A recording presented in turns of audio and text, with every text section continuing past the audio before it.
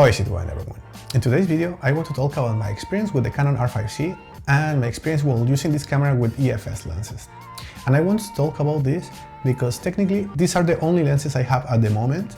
I just switched from APS-C sensor to full frame sensor.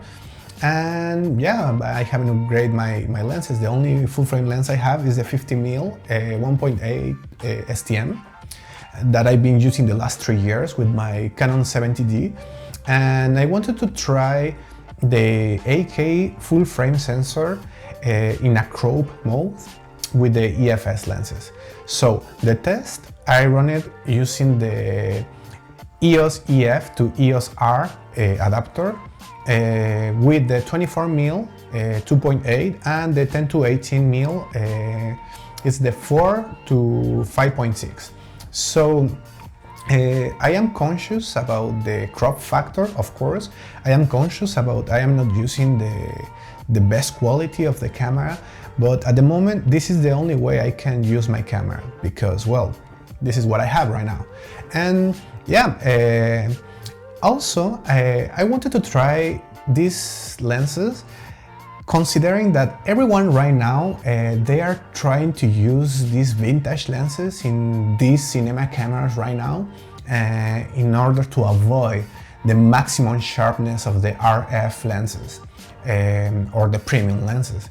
So I asked myself, why not to do it? I mean, if this is what I have at the moment and I want to avoid this maximum sharpness of the RF lenses or the premium lenses, well, let's try to do 4K with some basic lenses.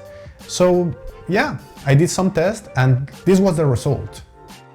As I've mentioned, I'm using the Canon EOS EF to EOS R mount adapter.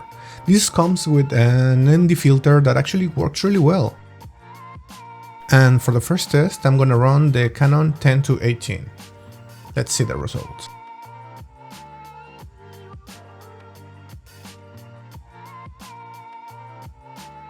Well, as you can see, using this lens at 10mm in full frame is just not a good idea. The results were just terrible. But when we change the sensor to crop mode, the results are not that bad. Yeah, we still have some vignetting in the corners, but I think this is something we can edit in post-production.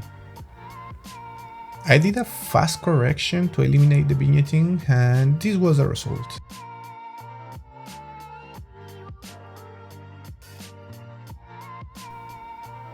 I think we can still use this. Now let's change to 12mm.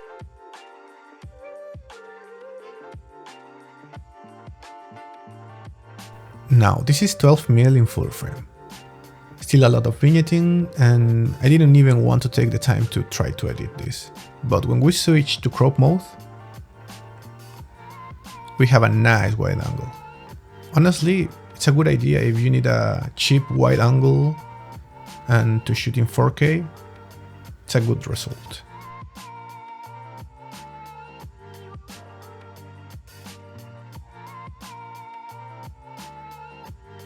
This is 14mm in full frame. And yes, we still have a lot of vignetting here. I actually took the time to try to edit this in post-production just to see what kind of results could I get, and this was the result. Yeah, it's not perfect, but let's remember that we are using a EF-S lens in a full frame sensor camera body, and it's a cheap solution if you don't have another lens. Now, if we switch to APS-C mode, well, this is the result. I think this is actually quite usable.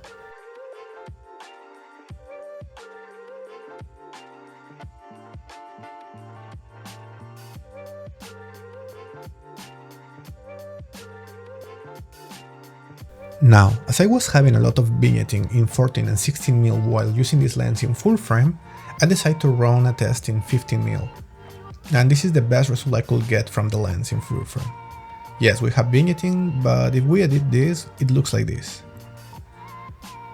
Honestly, this is the sweet spot of using the EF-S lens 10 to 18 in full frame. The best I could get.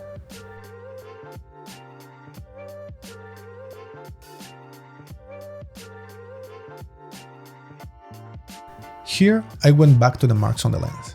This is 16mm in full frame. And yes, we have back this harsh vignetting. Just for this video, I tried to run a basic correction just to see what could I get, and this is the result. Of course, as I said, it's not perfect, I don't like it too much, and I think the sweet spot while using this lens in full frame was 15mm. But if we switch the sensor to crop mode, we have a good result. I think, as I said, that this is a good lens if you need a wide angle lens, cheap, for a full frame camera that can do crop mode.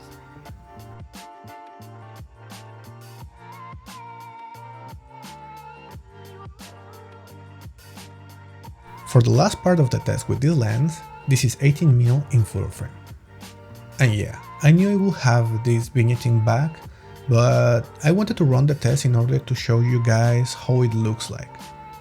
For my part, I tried to do a basic correction here, and honestly, I didn't like it too much. I wouldn't spend so much time by trying to edit this.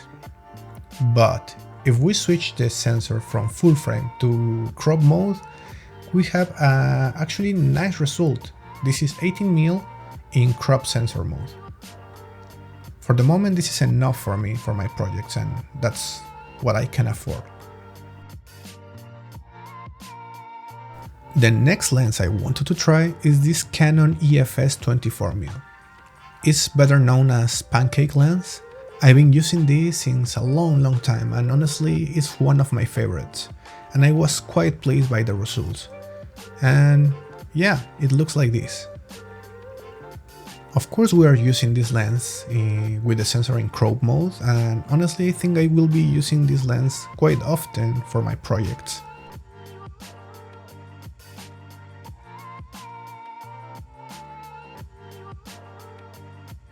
For this last test, I'm using the Canon 50mm 1.8 STM, and as you know, we can use this in full frame and in crop mode. This is the result while using it in full frame. If we switch to crop mode, this is the result. It looks like an 85 actually. And the sharpness is super good, the quality is amazing. It's not a prime lens of course, but I am quite impressed by the results.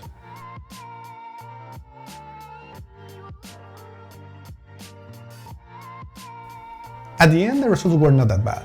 I think this is a good option for people who just jump from APS-C sensors to full frame sensors.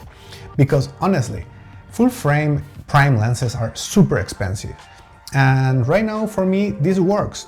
Most of all because I want to use autofocus when I am shooting myself, like right now. Or I don't know, when I want to do my projects by myself. I am a solo shooter, so it will work for the moment.